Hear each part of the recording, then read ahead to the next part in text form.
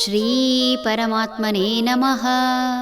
ಶ್ರೀಮದ್ಭಗವದ್ಗೀತಾ ಅಥ ಏಕಾದಶೋऽಧ್ಯಾಯಃ. ವಿಶ್ವರೂಪದರ್ಶನಯೋಗಃ. ಅನೇಕವಕ್ತ್ರನಯನಂ ಅನೇಕಾದ್ಭುತದರ್ಶನಂ ಅನೇಕದಿವ್ಯಾಭರಣಂ ದಿವ್ಯಾನೇಕೋದ್ಯತಾಯುಧಂ. ಅನೇಕ ವಿಧವಾದ ಮುಖಗಳಿಂದಲೂ ನೇತ್ರಗಳಿಂದಲೂ ದಿವ್ಯ ಆಭರಣಗಳಿಂದಲೂ ದಿವ್ಯ ಆಯುಧಗಳನ್ನು ಧರಿಸಿ ಅನೇಕ ಅದ್ಭುತ ದರ್ಶನಗಳಿರುವ ರೂಪವನ್ನು ತೋರಿಸಿದನು ಭಗವಂತ. ಪ್ರಪಂಚದ ಮೂಲವೇ ಆಗಿರುವ ಪರಮಾತ್ಮನ ದಿವ್ಯ ದರ್ಶನ ಆರಂಭವಾಗಿದೆ.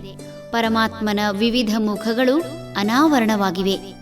ಕ್ಷಣ ಕ್ಷಣಕ್ಕೂ ಬದಲಾಗುವ ಪ್ರಪಂಚದಲ್ಲಿ ಯಾವುದೂ ಸ್ಥಿರವಾಗಿರಲು ಅಸಾಧ್ಯ.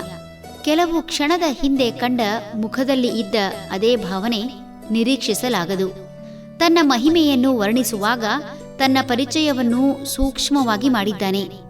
ಭಗವಂತನನ್ನು ಪಂಚತತ್ವಗಳ ಪ್ರಕಾರ ತಿಳಿಯುವುದಾಗಿದೆ. ಪೃಥ್ವಿಯ ಗುಣವಾದ ಶಬ್ದ, ಸ್ಪರ್ಶರೂಪ, ರಸ, ಗಂಧಗಳಲ್ಲಿ ಜಲತತ್ವಗಳಾದ ಶುಕ್ರ, ಶೋಣಿತ, ಲಾಲಾರಸ, ಮೂತ್ರ, ಬೆವರು, ಅಗ್ನಿತತ್ವವಾದ ಹಸಿವು, ಬಾಯಾರಿಕೆ, ಆಲಸ್ಯ, ನಿದ್ರೆ ಮತ್ತು ಮೈಥುನ, ವಾಯುತತ್ವವಾದ ಚಲನವಲನ, ಪ್ರಸರಣ, ಆಕುಂಚನ, ನಿರೋಧನ ಹಾಗೂ ಆಕಾಶಕ್ಕೆ ಸಂಬಂಧಿಸಿದ ಕಾಮ, ಕ್ರೋಧ, ಲೋಭ, ಮೋಹ, ಭಯ ಇವೆಲ್ಲ ಗುಣಗಳ ಮೂಲಕವೂ ಭಗವಂತನನ್ನು ಅರಿಯುವ ಪ್ರಯತ್ನ ಮಾಡಬಹುದು.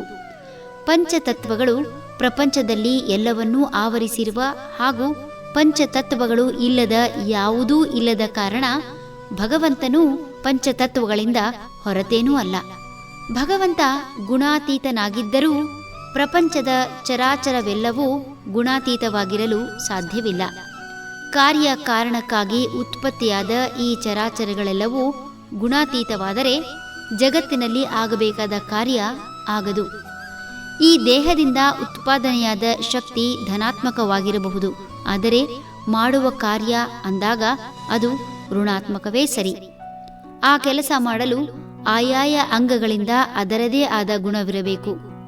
ಈ ಅಂಗಾಂಗ ಭಾವನೆಯೇ ಭಗವಂತ. ಹರಿ ಓಂ ತತ್ಸತ್.